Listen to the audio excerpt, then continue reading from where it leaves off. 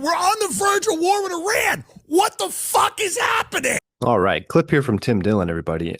This is Tim. He's going to be listening to a video from released by Tulsi Gabbard regarding nuclear stuff, and he's going to have a pretty hilarious reaction. Obviously, in the context of we know what's happened. There's since been strikes on Iran, and who knows what's going to happen from here.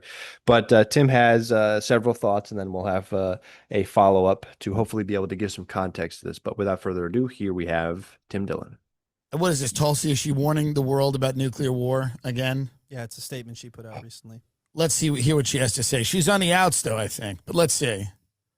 I recently visited Hiroshima in Japan and stood at the epicenter of a city that remains scarred by the unimaginable horror caused by a single nuclear bomb dropped in 1945, 80 years ago. Yet this one bomb that caused so much destruction in Hiroshima was tiny compared to today's nuclear bombs. As we stand here today, closer to the brink of nuclear annihilation than ever before, political elite and warmongers are carelessly fomenting fear and tensions between nuclear powers.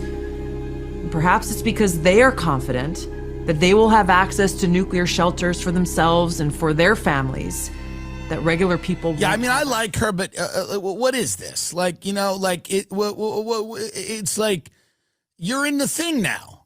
This is what these people have to stop doing. I understand that you're going against the deep state. Get her out of here. And this is some free advice. I know that she watches sometimes. So I'm with you, sister friend. Aloha. But you're in the thing now. You got to start calling people out, naming names. Stop this. Let's stop playing footsie with the bullshit here.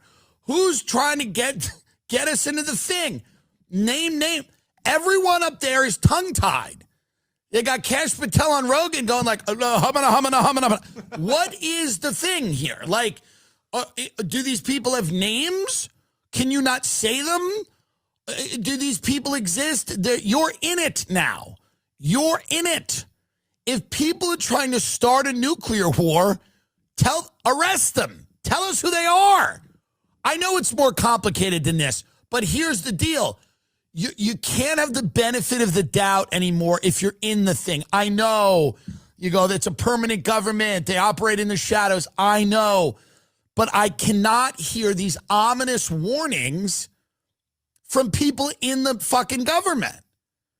Figure it out. Stop these people, these dark forces, these powerful factions. Stop them. It's literally what you're elected to do. It's literally what you're elected to do.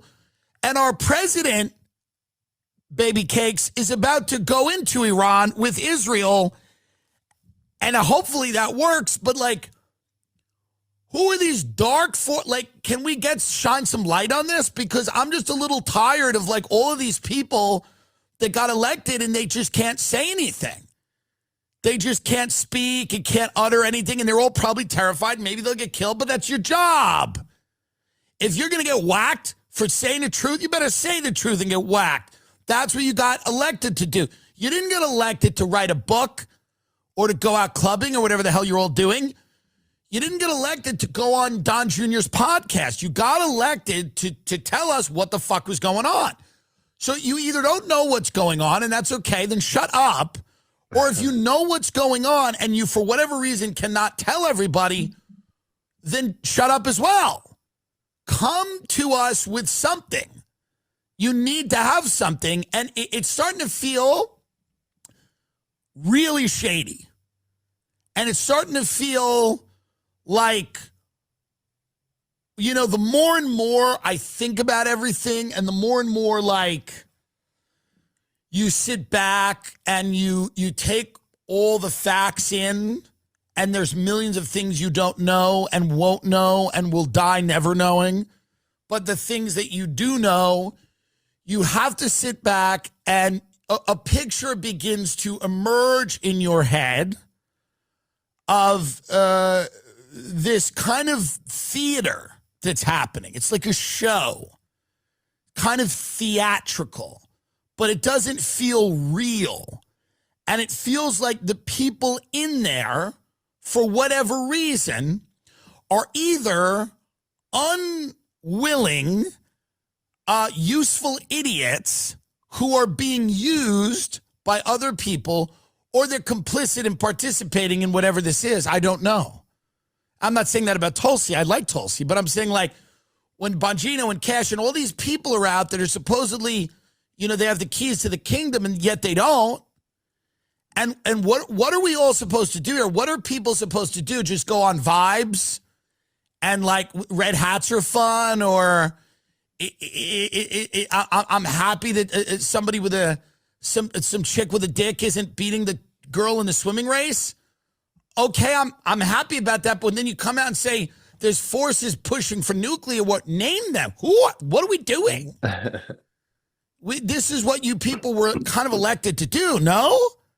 I mean, so I'm like, if Tucker Carlson's working harder than the people that are in the White House to bring peace, if Tucker is doing the unofficial job of outing people that are calling for war and doing all this stuff, whether you agree with Tucker or not, at the end of the day, he wasn't elected to do that. The people in office were elected to do it.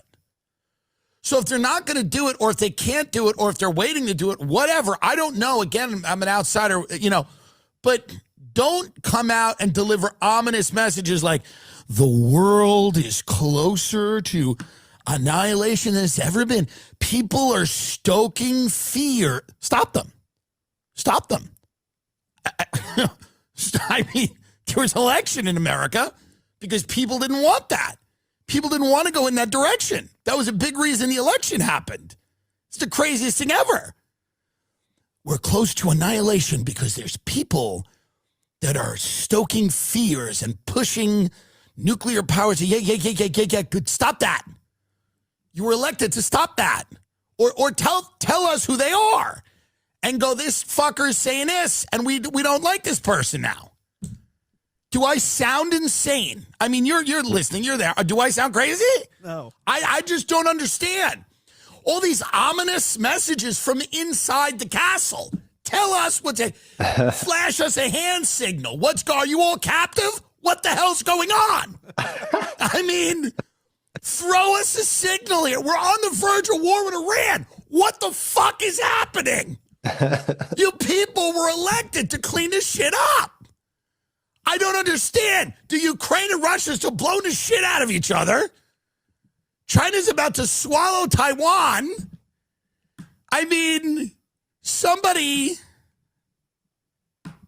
I don't understand any of it. And I like Tulsi Gabbard a lot. I think I don't know her, but I've always gotten a good vibe and feeling from her. My mother spent time in Hawaii. I've never really spent time. I don't love fat Asians. I just don't like that. There goes the pen.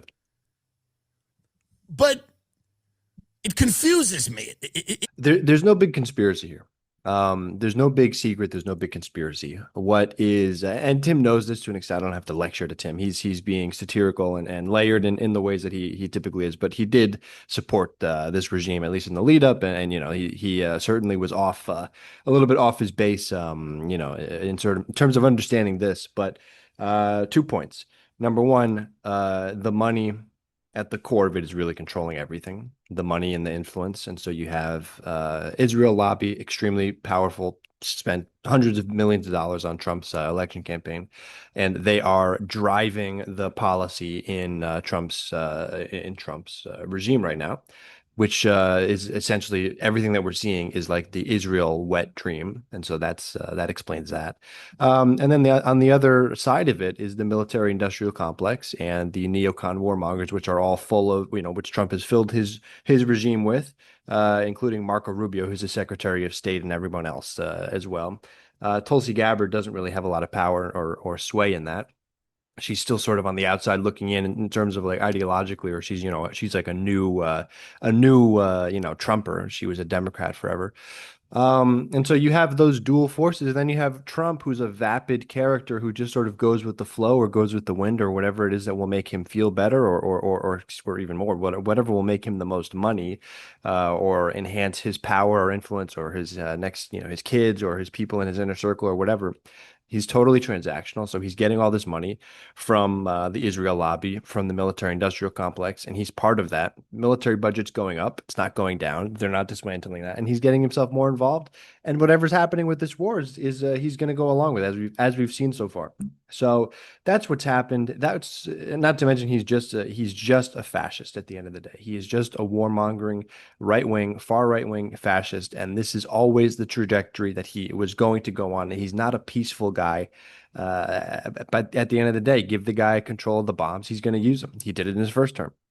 So none of this is very surprising. You know, again, I like the fact that Tim is at least talking about it, but it's not surprising in the least that this is all unfolding in the way that it is.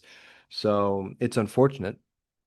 It's terribly unfortunate, but that's we are further, sliding down this escalatory cycle with Iran, thanks to all of these vapid, warmongering, greedy MAGA fascists.